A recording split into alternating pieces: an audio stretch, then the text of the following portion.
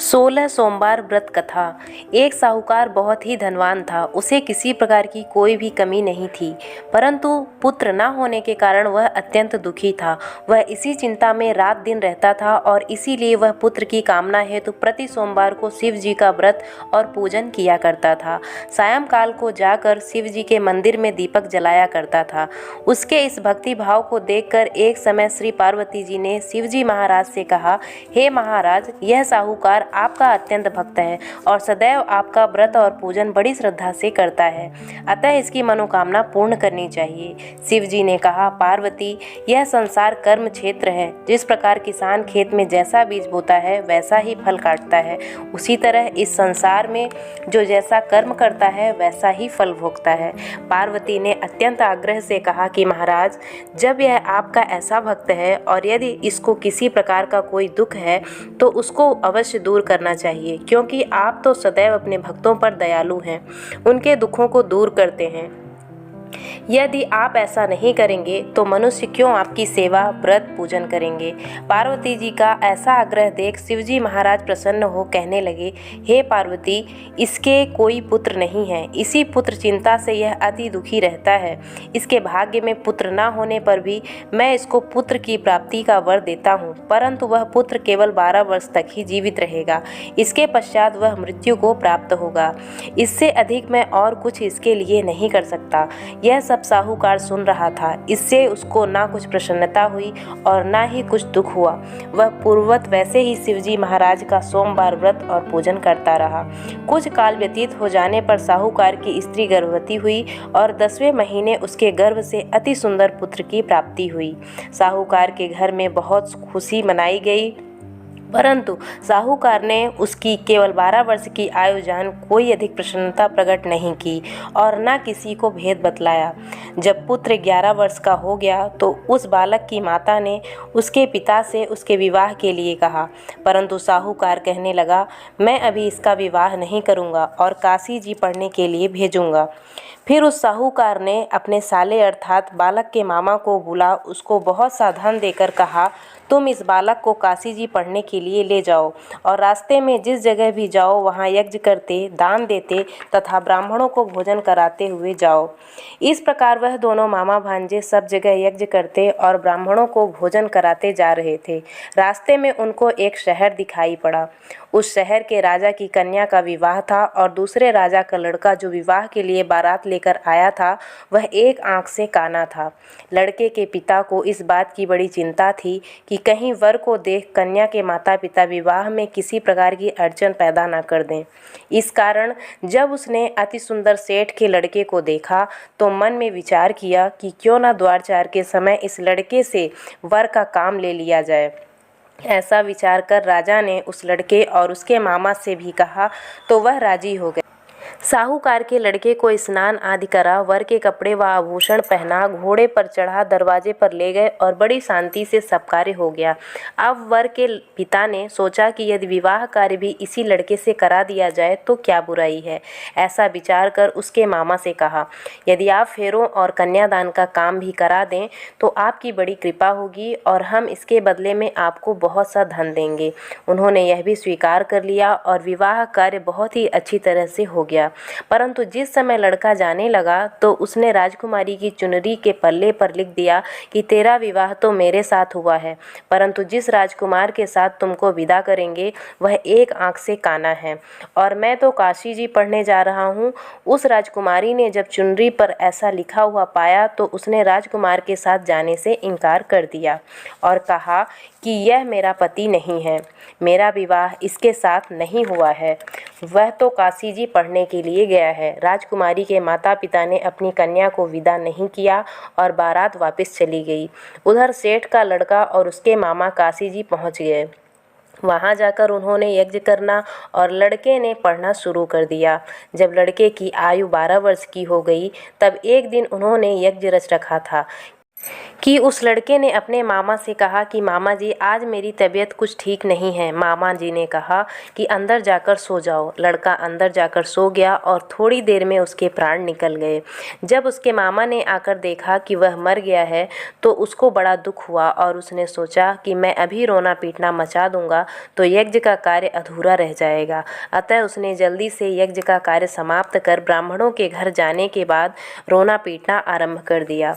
संयोगवश उस समय शिव जी महाराज और पार्वती जी उधर से जा रहे थे। जब उन्होंने जोर जोर से रोने पीटने की आवाज़ सुनी तो पार्वती जी शिव जी को आग्रह करके उनके पास ले गईं और उस सुंदर बालक को मरा हुआ देखकर कहने लगीं कि महाराज, यह तो उसी सेठ का लड़का है जो आपके वरदान से पैदा हुआ था। शिव जी ने कहा कि पार्वती जी, इसकी आयु इतनी ही थी, सो भोग चुका।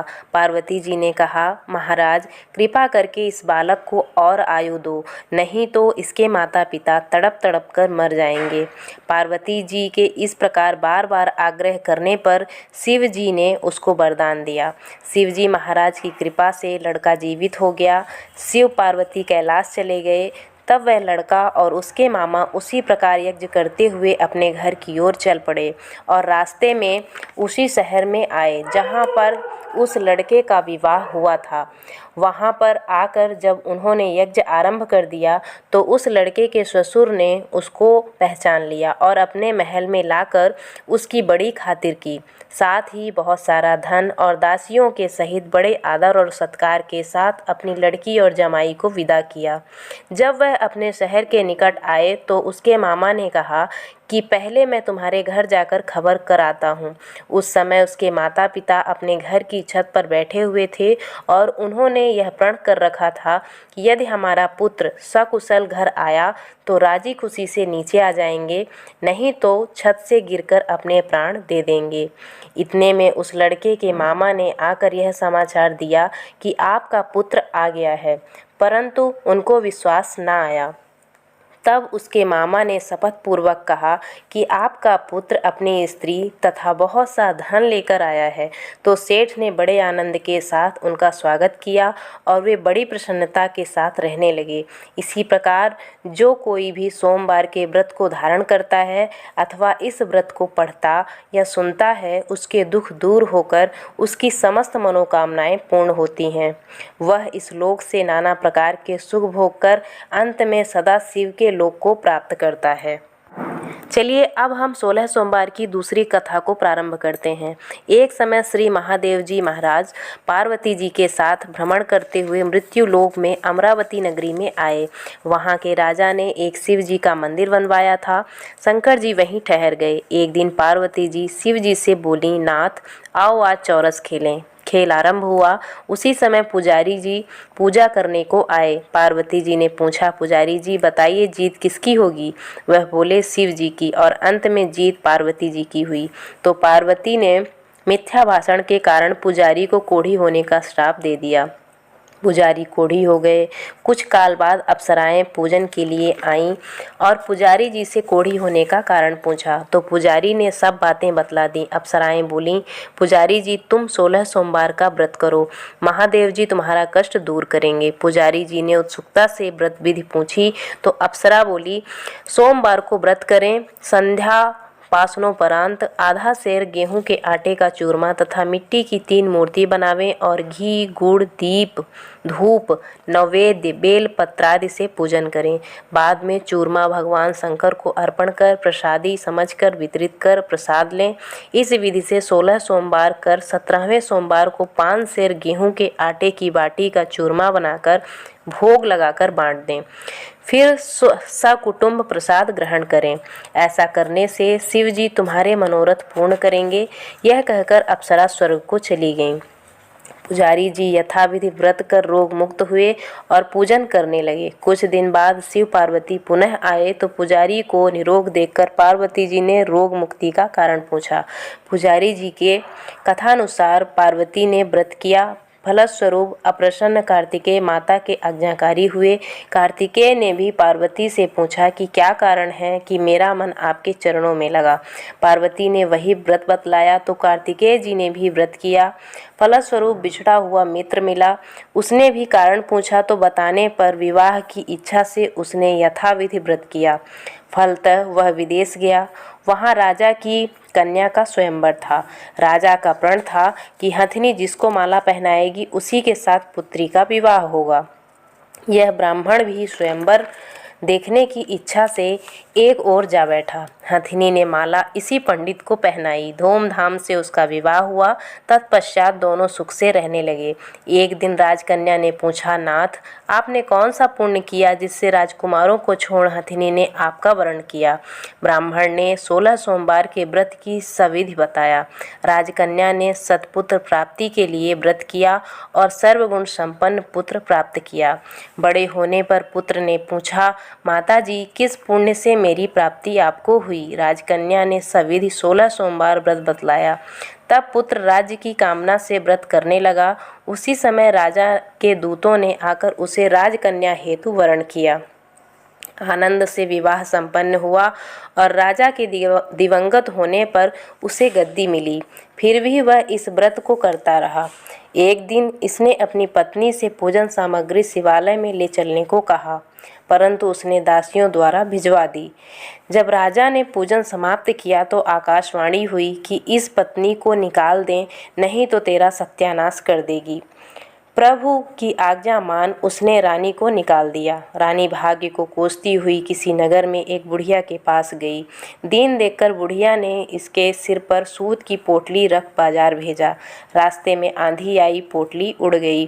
बुढ़िया ने फटकार लगाकर इसे भगा दिया। वहाँ से एक कुम्हार के घर पहुँची तो सब बर्तन चटक गए, उसने भी निकाल दिया।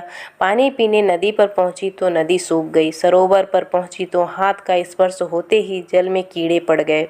उसी जल को पीकर विश्राम करने के लिए जिस पेड़ के नीचे जाती वही सूख जाता। वन और सरोवर की यह दशा देखकर कुछ ग्वाल इसे मंदिर की गोसाई के पास ले गए। यह देखकर गोसाई जी समझ गए यह कुलीन अबला आपत्ति की मारी हुई है, तो धैर्य बंधाते हुए बोले, बेटी तू मेरे यहाँ रह, किसी बात की चिंता मत कर। रानी आश्रम में रहने लगी, परंतु जिस वस्तु पर इसका हाथ लगे उसी में कीड़े पड़ जाएं तो दुखी हो गोसाई जी ने पूछा, बेटी किस देव के अपराध से तेरी यह दशा हुई है। रानी ने बताया, मैं पति आज्ञा का उल्लंघन कर महादेव जी के पूजन को नहीं गई। गोसाई जी ने उसके दोष की शांति हेतु शिव जी से प्रार्थना की और बोले, बेटी तुम 16 सोमवार का व्रत करो। रानी ने सविधि व्रत पूर्ण किया। व्रत के प्रभाव से राजा को रानी की याद आई और दूतों को उसकी खोज करने हेतु भेजा। आश्रम में रानी को देख दूतों ने आकर राजा को रानी का पता बताया। राजा ने जाकर गोसाई जी से कहा, महाराज यह मेरी पत्नी है। शिव के रुष्ट होने से मैंने इसका परित्याग किया था। अब शिव जी की कृपा से इसे लेने आया हूँ। कृपया इसे जाने की आज्ञा दें। गोसाई जी से आज्ञा प्राप्त कर राजा रानी नगर में आए तो नगरवासियों ने नगर सजा मंगलाचार किया। शिव जी की कृपा से राजा रानी प्रतिवर्ष 16 सोमवार व्रत कर आनंद से रहने लगे और अंत में शिवलोक को प्राप्त हुए। इस प्रकार जो मनुष्य भक्ति सहित विधि पूर्वक 16 सोमवार व्रत करता है और कथा सुनता है, उसकी सभी मनोकामना पूर्ण होती है और अंत में शिवलोक को प्राप्त होता है। ओम नमः शिवाय।